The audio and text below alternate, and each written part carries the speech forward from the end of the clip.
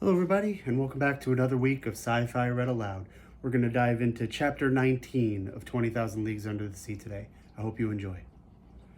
Chapter 19, Torres Straits. During the night of the 27th or 28th of December, the Nautilus left the shores of Vanikoro with great speed.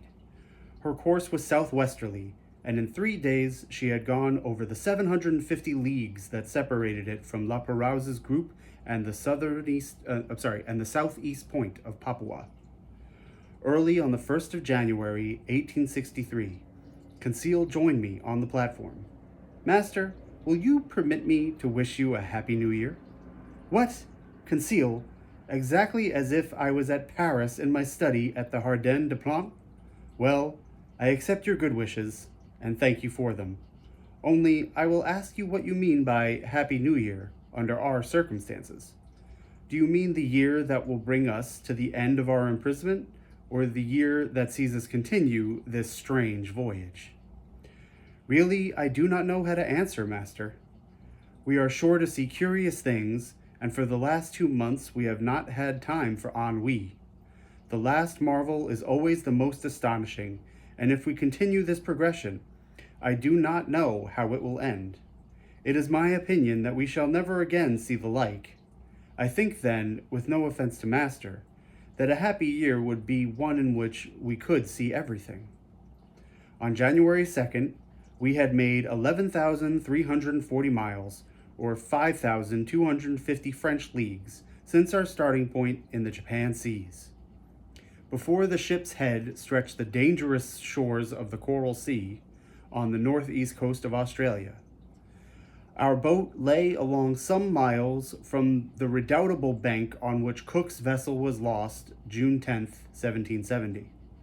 The boat in which Cook was struck on a rock, and if it did not sink, it was owing to a piece of the coral that was broken by the shock and fixed itself in the broken keel.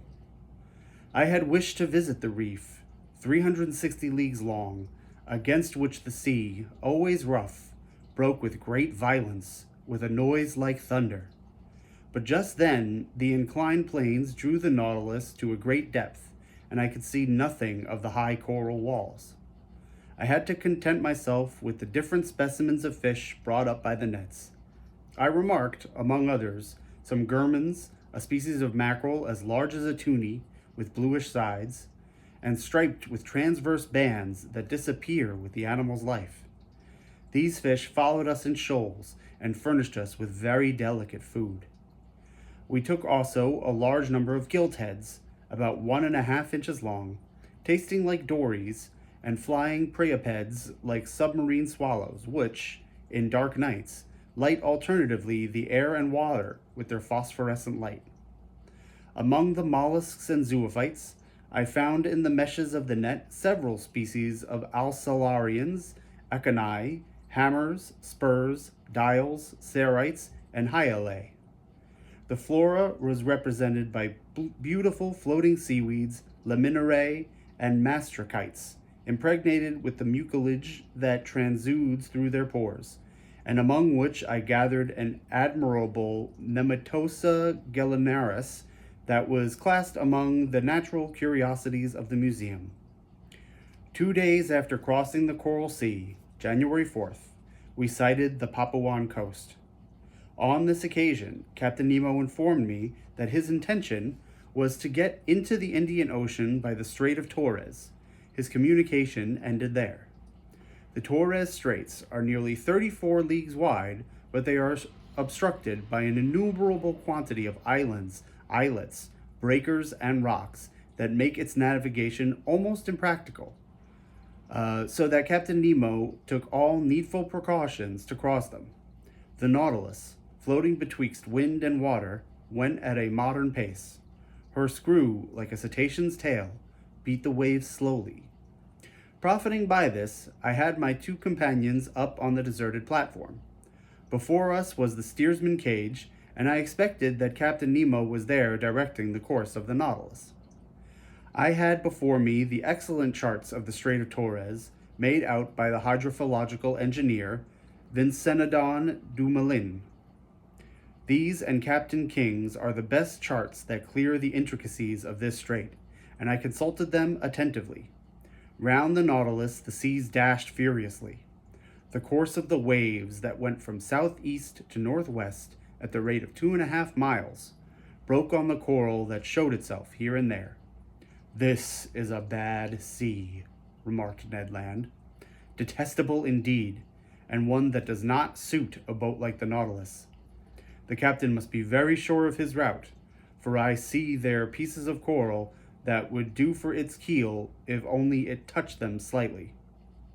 Indeed, the situation was dangerous, but the Nautilus seemed to slide like magic off these rocks. It did not follow the routes of the Astrolabe and the Zélie exactly, for they proved fatal to Dumont d'Urville. It bore more northward, coasted the island of Murray, and came back to the southwest toward Cumberland Passage. I thought it was going to pass it by, when, going back to the northwest, it went through a large quantity of islands and islets little known, toward the Island Sound and Canal Mauvais. I wondered if Captain Nemo, foolishly imprudent, would steer his vessel into that pass where Dumont d'Urville's 2 corvettes touched, when, swerving again, and cutting straight through to the west, he steered for the island of Gilboa. It was then 3 in the afternoon. The tide began to recede, being quite full. The Nautilus approached the island that I still saw with its remarkable border of screw pines. He stood it off about 2 miles distant. Suddenly, a shock overthrew me. The Nautilus just touched a rock and stayed immovable, laying slightly to port side. When I rose, I perceived Captain Nemo and his lieutenant on the platform. They were examining the situation of the vessel and exchanging words in their incomprehensible dialect. Thank you, everybody. We'll be back for part 2 of Chapter 19 tomorrow.